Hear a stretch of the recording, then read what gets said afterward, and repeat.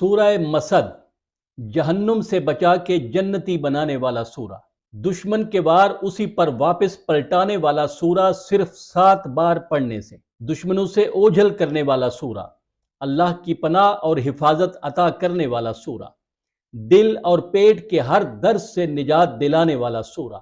ابو لہب نے کیا گستاخی کی اور پھر وہ کس طرح کے عبرتناک انجام سے دوچار ہوا۔ میں ہوں سید عامر جعفری۔ سورہ تبت، جسے سورہ مسد اور لہب بھی کہا جاتا ہے، یہ وہ صورت ہے جس میں گستاخ رسول صلی اللہ علیہ وآلہ وسلم کا نام لے کر اس کی تعذیب کی گئی اور اسے سزا سنائی گئی، بلکہ اس کی سہولت کار بیوی کی سزا کا بھی اعلان کیا گیا۔ جناب ابن عباس سے روایت ہے کہ جس وقت اللہ تعالیٰ نے مولا محمد صلی اللہ علیہ وآلہ وسلم کو اپنے اقربا کو بلا کر ڈرانے اور اسلام کی دعوت دینے کا حکم دیا تو آپ کوہ صفا پر آئے اور آواز دی، یا صباحا۔ اس کلمہ کے ساتھ عرب اس وقت آواز دیتے تھے جب وہ حالت غفلت میں ہوں اور دشمن ان پر حملہ کر دے۔ اس آواز کے ساتھ وہ سب کو باخبر کرتے کہ وہ مقابلے کے لیے تیار ہو جائیں۔ آپ نے قبائل عرب کو ان کے نام لے لے کر پکارا۔ آپ کی آواز پر سب جمع ہو گئے۔ آپ نے ان سے فرمایا کہ اگر میں تمہیں کہوں کہ دشمن کے سوار اس پہاڑ کے پیچھے موجود ہیں اور تم پر حملہ کرنے والے ہیں تو کیا تم میری بات کی تصدیق کرو گے؟ انہوں نے کہا کہ ہم نے آپ سے کبھی جھوٹ نہیں سنا۔ آپ نے فرمایا، میں تمہیں خدا کے شدید عذاب سے ڈراتا ہوں۔ جب ابو لہب نے یہ بات سنی تو اس نے رسول اللہ صلی اللہ علیہ وآلہ وسلم کے ساتھ گستاخی کی اور آپ جو ہاتھ اٹھا کر گفتگو فرما رہے تھے اس کے متعلق اس نے نامعقول الفاظ بولے۔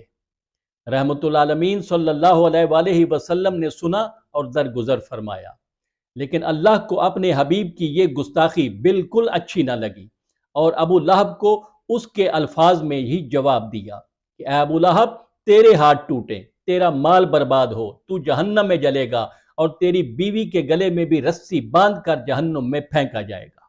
امام رضا علیہ السلام فرماتے ہیں کہ جب بھی سورہ لہب کی تلاوت کرو تو ابو لہب پر بد دعا کرو، کیونکہ وہ رسول اللہ اور ان کے لائے ہوئے دین کو جھٹلاتا تھا۔ امام جعفر صادق علیہ السلام کا فرمان ہے کہ جو شخص اس سورہ کی تلاوت کرے گا تو اللہ تعالیٰ سے امید ہے کہ وہ اسے ابو لہب کے ساتھ جہنم میں نہیں رکھے گا۔ یقیناً اتنے کٹر دشمن رسول صلی اللہ علیہ وآلہ وسلم کے عبرتناک انجام میں آپ کو دلچسپی ضرور ہوگی۔ جو کچھ یوں ہوا کہ ابو لہب جنگ بدر میں شامل نہیں تھا۔ جنگ کے بعد یہ ابو سفیان کے پاس آیا اور جنگ کے حالات پوچھے۔ ابو سفیان نے داستان سنائی اور کہا کہ ہم نے اس جنگ کے درمیان ایسے سوار دیکھے جو زمین و آسمان کے درمیان تھے، جو ان کی مدد کے لیے آئے تھے۔ اس موقع پر حضرت عباس کا غلام ابو رافع وہاں بیٹھا تھا۔ اس نے کہا کہ وہ آسمانی فرشتے تھے۔ یہ سن کر ابو لہب بھڑک اٹھا اور اس نے ابو رافع کے منہ پر تھپڑ مارا اور اسے اٹھا کر زمین پر دے مارا اور اسے پیٹنے لگا۔ حضرت عباس کی بیوی ام الفضل نے جب یہ منظر دیکھا تو اس نے ایک چھڑی اٹھائی اور ابو لہب کے سر پر دے ماری اور کہا، کیا تو نے اس کمزور کو اکیلا سمجھ رکھا ہے؟ ابو لہب کا سر پھٹ گیا اور اس سے خون بہنے لگا۔ 7 دن بعد اس کے بدن میں بدبو پیدا ہو گئی اور اس کی جلد میں طاعون کی طرح کے دانے نکل آئے اور وہ اسی بیماری سے واصل جہنم ہو گیا۔ اس کے بدن سے اتنی بدبو آ رہی تھی کہ کوئی اس کے قریب نہیں جا سکتا تھا۔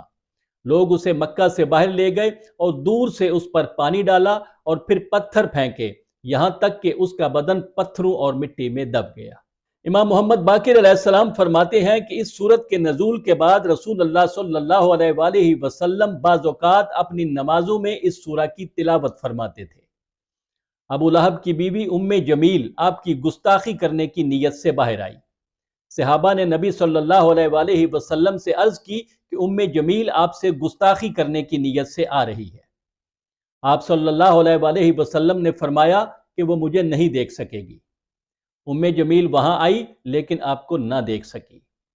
امام محمد باقر علیہ السلام فرماتے ہیں کہ خدا نے اس کے اور اپنے رسول کے درمیان پردہ ڈال دیا، اس لیے وہ اسے نظر نہ آ سکے۔ اب آج ہمارے اور ہمارے دشمنوں کے درمیان اس طرح کا پردہ تو حائل نہیں ہوگا، لیکن یہ صورت دشمنوں کی شر انگیزیوں کے خلاف آج بھی ایک ڈھال ہے۔ اگر آپ روزانہ کی بنیاد پر دشمنوں کی چال بازیوں سے بچنے کی نیت سے اس صورت کی کچھ نہ کچھ مقدار میں تلاوت کرتے رہیں گے تو یہ صورت اللہ کے حکم سے دشمنوں کے خلاف آپ کی حفاظت کرتی رہے گی۔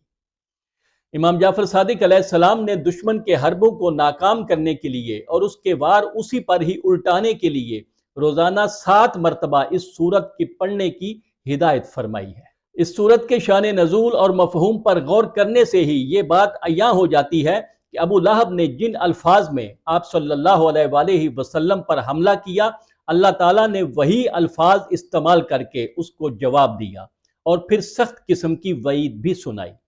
آج بھی اس صورت کی تلاوت کرنے سے یہ دشمنوں کے اپنے ہتھیاروں سے ان پر واپسی حملہ کرتی ہے۔ اس صورت کی ایک خوبی یہ بھی ہے کہ جو بھی کسی ظالم کے پاس پہنچ کر اس کی تلاوت کرے گا تو وہ اس کے شر اور نقصان سے محفوظ رہے گا، اور اگر کوئی سوتے وقت اس کی تلاوت کر لے گا تو وہ حالت نیند میں اللہ کی حفاظت میں رہے گا اور کوئی جن یا انسان اس کو نقصان نہیں پہنچا سکے گا۔ اس کے علاوہ اگر کسی کے دل میں درد ہو، پیٹ میں درد ہو یا کوئی تکلیف یا بیماری ہو تو اس پر یہ صورت پڑھی جائے تو اللہ تعالیٰ کی مدد سے اس درد اور بیماری سے نجات حاصل ہو جائے گی اور وہ شخص اللہ کی پناہ میں ہوگا۔ علوم غریبہ میں تو اس صورت کے مخالفین کو بیمار کرنے اور مارنے کے اعمال بھی موجود ہیں، لیکن ان سے اپنے آپ کو بچا کر رکھنا چاہیے اور خود کو اس کے نورانی اور الوحی فوائد تک ہی محدود رکھنا چاہیے، کیونکہ رسول اللہ صلی اللہ علیہ وآلہ وسلم کا ارشاد گرامی ہے کہ جو شخص سورہ مسد کی تلاوت کرے گا مجھے امید ہے کہ اللہ تعالیٰ اسے اور ابو لہب کو ایک گھر میں نہیں رکھے گا۔ یہ فرمان اس بات کی طرف اشارہ ہے کہ اس سورہ کو پڑھنے والا جنتی ہوگا۔ انشاءاللہ پھر ملیں گے۔